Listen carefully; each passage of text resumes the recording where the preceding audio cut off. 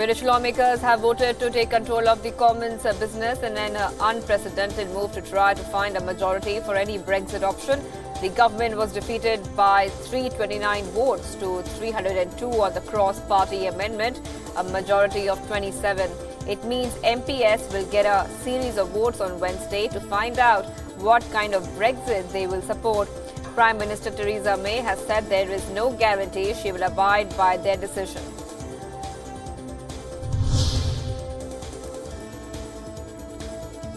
A man who hit a British opposition Labour leader Jeremy Corbyn with an egg over Brexit has now been sentenced to 28 days in jail. The accused, identified as a 31-year-old John Murphy, approached Corbyn, who was visiting a Muslim community centre in London with his wife, and cracked an egg on his face.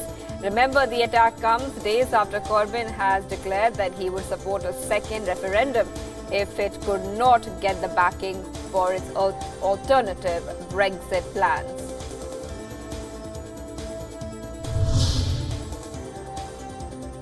After severe escalation, Israeli and Palestinian militant group Hamas have agreed to a ceasefire brokered by Egypt. The truce went into effect at 1:30 a.m. Indian Standard Time. Remember, following the rocket attack, Israeli Prime Minister Benjamin Netanyahu had cut short a visit to the U.S. and the Israeli military dispatched reinforcements to the Gaza border.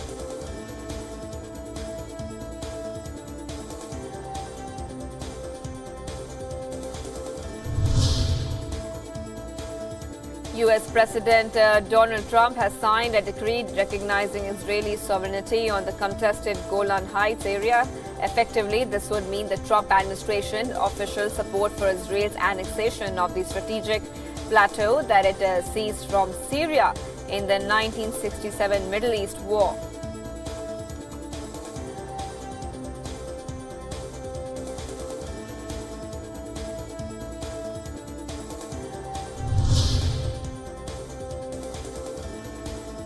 Brazilian appeals court judge released former President Michel Temer from jail following his high-profile arrest on graft charges last week. Federal prosecutors have accused Temer of leading a criminal organization that had received or arranged for up to $472 million in bribes through various kickback schemes.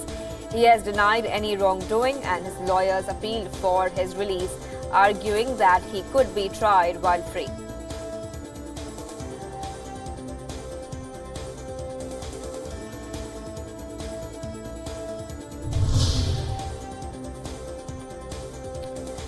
Venezuela has been hit by another major power cut, with more than half of the country reportedly affected by the latest blackout.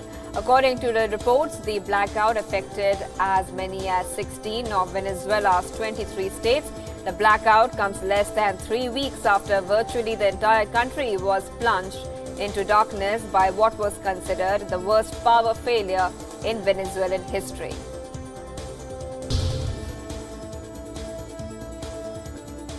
Hundreds of mourners attended the funeral for Christchurch attack victim Saeed Arif Ahmed in his hometown of Karachi in Pakistan. A 27-year-old Ahmed was one of the 9 Pakistanis killed during the mosque attacks in Christchurch. A chartered accountant by profession, Arif moved to New Zealand 18 months ago to work for an audit firm.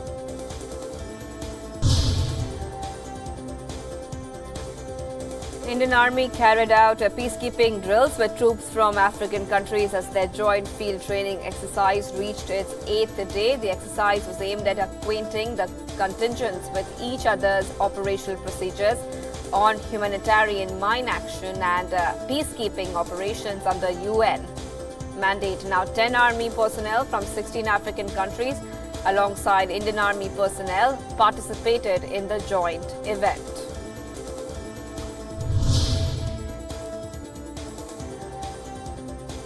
A new report by the Women's Refugee Commission states that migrants trying to reach Europe face routine rape and sexual torture throughout their journey. The study is based on dozens of interviews with aid workers and migrants. This comes as Europe has blocked rescues at sea and outsourced its migration policy to Libya's Coast Guard instead.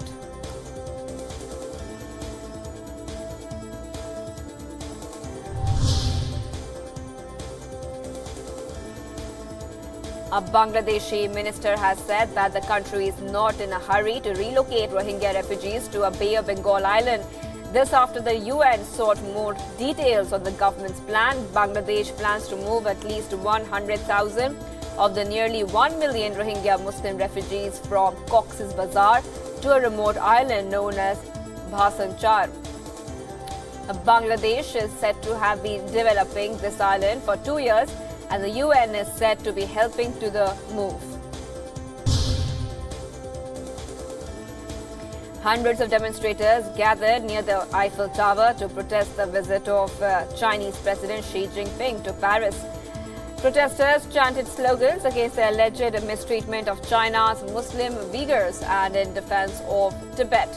60 years after that region's failed uprising against Chinese rule, people at the demonstration said they were urging French President Emmanuel Macron to confront Xi on the respect of human rights.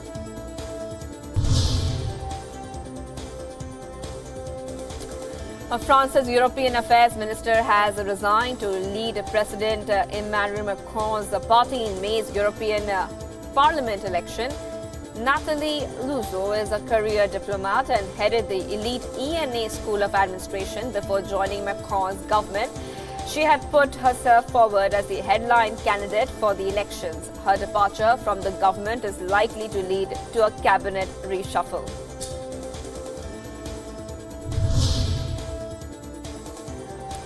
The UN has said that at least 13 civilians were killed in an airstrike by international forces in the northern Afghan city of Kunduz late last week.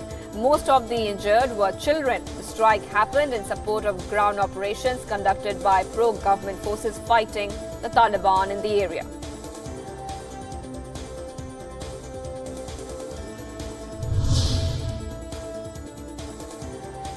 Federal prosecutors in Manhattan have charged U.S. lawyer Michael Avenatti for attempting to extort more than $20 million from Nike. According to the criminal complaint, Avenatti had threatened to release damaging information about the company if Nike didn't make millions in payment. Avenatti also allegedly demanded that Nike pay $1.5 million to an individual he claimed to represent.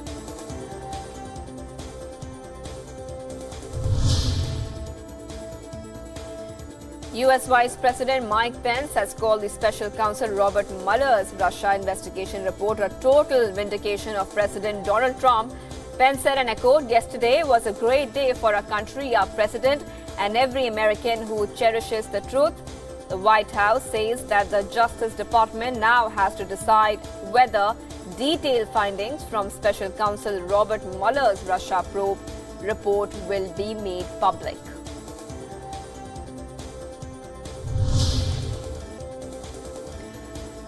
Mozambique continues to reel under the devastating after effects of Cyclone Idai. Residents in the country's Musi district wait for aid to arrive as many go without food or shelter. Number of people in makeshift camps has risen to 128,000 and the death toll remains roughly unchanged at 447.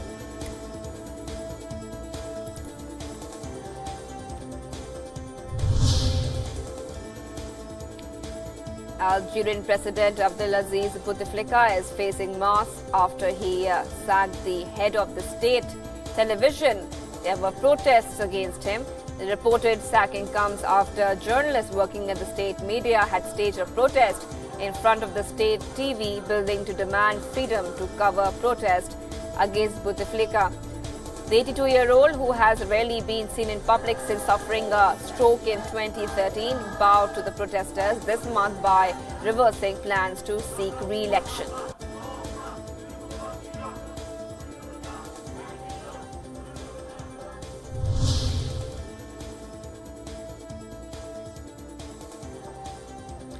Floods have wreaked havoc on eastern Bolivia, with rivers overflowing their banks and homes flooded in some areas. According to Bolivia's civil defense, some 96 municipalities and 38,000 families have been adversely affected by the heavy rains. Bolivia's defense ministry has sent in rescue helicopters to deliver aid to some of the affected populations.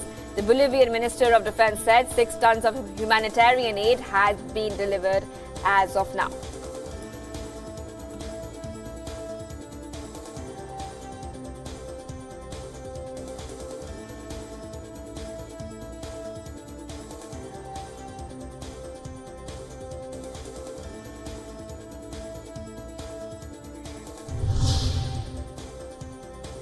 Apple has unveiled its new TV streaming platform, Apple TV Plus, at a star-studded event in California. Jennifer Aniston, Steven Spielberg and Oprah Winfrey were among those who took to the stage at Apple's headquarters to reveal their involvement in TV projects commissioned by the tech giant. The platform will include shows from existing services like Hulu and HBO. Apple also announced that it would be launching a credit card, gaming portal and enhanced news app.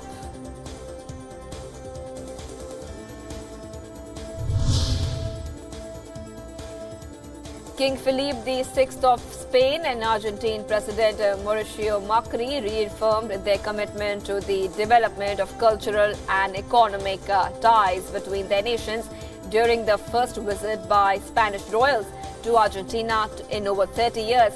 Macri received the Spanish king and queen in the Casa Rosada government house during the first full day of their state visit.